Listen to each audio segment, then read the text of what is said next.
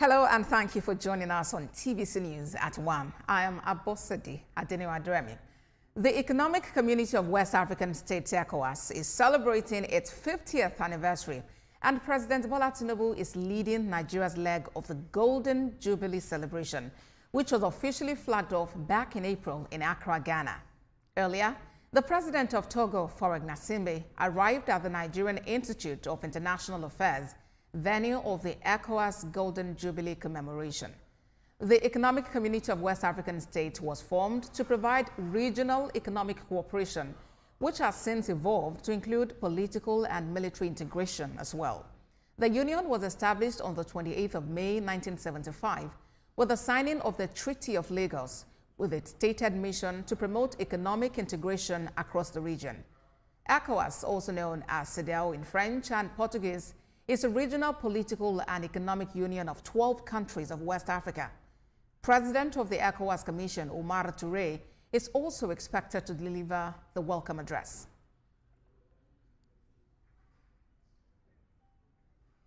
Our State House correspondent Femi Akonde, who is monitoring this development, joins me live on the news now. Also joining the conversation is David Asante Darko, who is research analyst at the Ghana Center for Democratic Development, that's CDD Ghana, and the West Africa Democracy Solidarity Network, WADEMOS. Let's begin with you, Femi Akonde. Talk to us about, the list of dignitaries we're looking to have at this Golden Jubilee celebration of ECOWAS.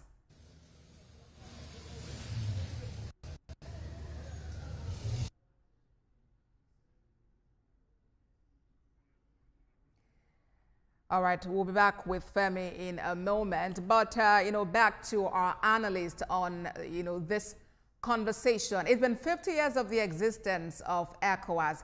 But what do you make of this year's celebration with the body now depleted following the secession of countries like Mali, Burkina Faso, and Niger Republic? Thank you very much, madam. So this particular celebration comes off in the wake of mixed feelings about ECOWAS. Let's not get it wrong. ECOWAS has been a really beneficial body to the West African sub-region in several ways, which include economic integration, institutional development, infrastructure, and even crisis response and humanitarian aid. But there are also certain grievances which more or less are common across the sub-region regarding ECOWAS's lack of intervention in specific cases which have mainly been political. And that has let's say, marred the otherwise impressions that people should generally have of the ECOWAS. All right, so as we move on now from this 50th anniversary, the body is looking to sign a new agreement. What are your expectations and what are the prospects to actually manage these challenges that you have pointed out? Well, there's a lot that will have to go into that. So when we look at some of the grievances that have been put forward by the AES, there is quite a lot of merit to a number of them. And going forward, ECOWAS will need to tackle those ones head on. When it comes to those accusations of it being an arm of foreign influence, there isn't so much credibility to that. But then we can speak of such incidences as ECOWAS's interventions when it comes to constitutional coups, which have been rather rampant in the region. We can speak of Togo, we can speak of Côte d'Ivoire, which is an ongoing case. And there was the incidents in Senegal, which fortunately was successfully thwarted. And there has been some other incidents in the Guinea in the past.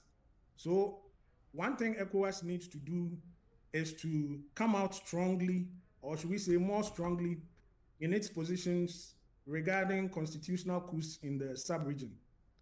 All right. Also, okay, we'll be back with that conversation. Let's quickly bring in correspondent Femi Akonde, who has been monitoring development in Lagos, where the celebration is taking place. Femi, talk to us about the itinerary, you know, the sideline events that have been set out for this Golden Jubilee celebration, as well as the lineup of guests we're looking at.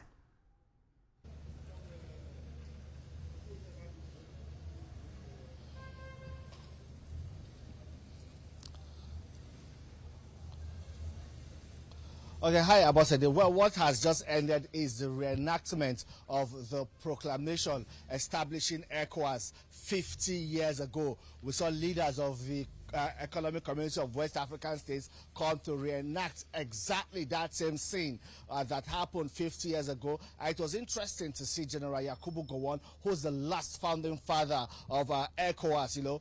It was interesting to see him here. It was a whole lot of nostalgia for him. We saw him share his experience with some of the ECOWAS leaders, telling them how it was 50 years ago, the principles and ideologies that formed or that helped form this Economic Community of West African States, and how far they have come, you know, in integrating the region, pushing for economic stability, cooperation among countries within the West African bloc.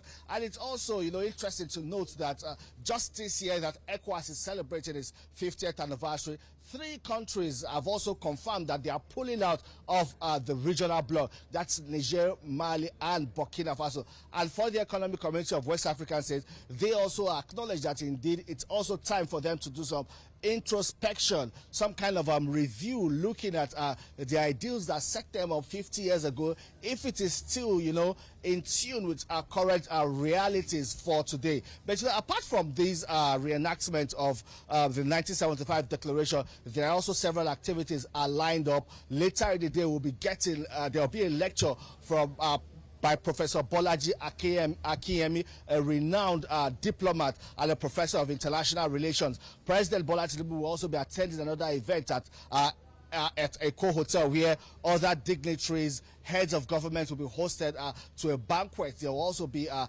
lecture for them to listen to. So all of these are packed as part of activities commemorating the ECOWAS Golden Jubilee, with the theme "Stronger Together for a Brighter Future." Abosede.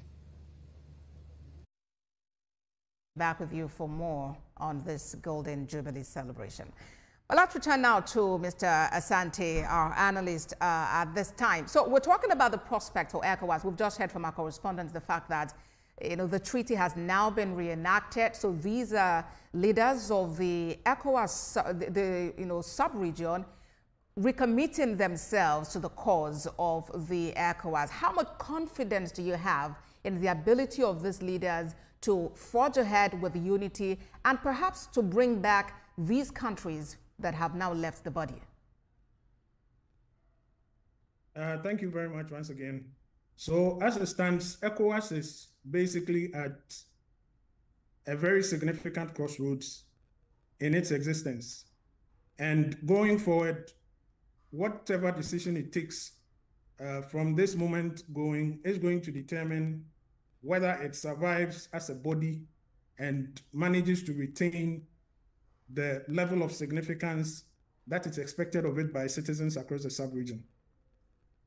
We are looking at primarily one huge change that is pretty popular among civil society. So that has to do with the review of the Supplementary Protocol on Democracy and Good Governance.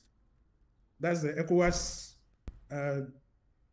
Supplementary Protocol on Democracy and Good Governance. Specifically, civil society has been calling for the introduction of a 2-term maximum limit for all presidents across the ECOWAS sub-region. It is strongly believed that this particular provision, if pursued and enforced, will give rise to a great deal of stability, which is going to stem some of the issues that we are having, such as the challenge with the AES, for example. It is not advisable to hold members of the same body to different standards. All right. So whilst you are condemning military coups, okay, you are also not taking a similar stance or seem to be taking a similar stance on constitutional coups. And that primarily has been the major, let's say, grievance. All right, so going citizens forward across the sub-region continue to express. All right, so going forward, we hope that all of this would change. There will be some introspection and a difference as we move along.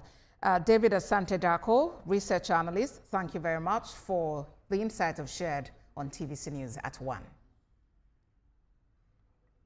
Thank you, madam. It's been a pleasure. This celebration would not only be a moment of rejoicing, but also a moment of reflection and introspection.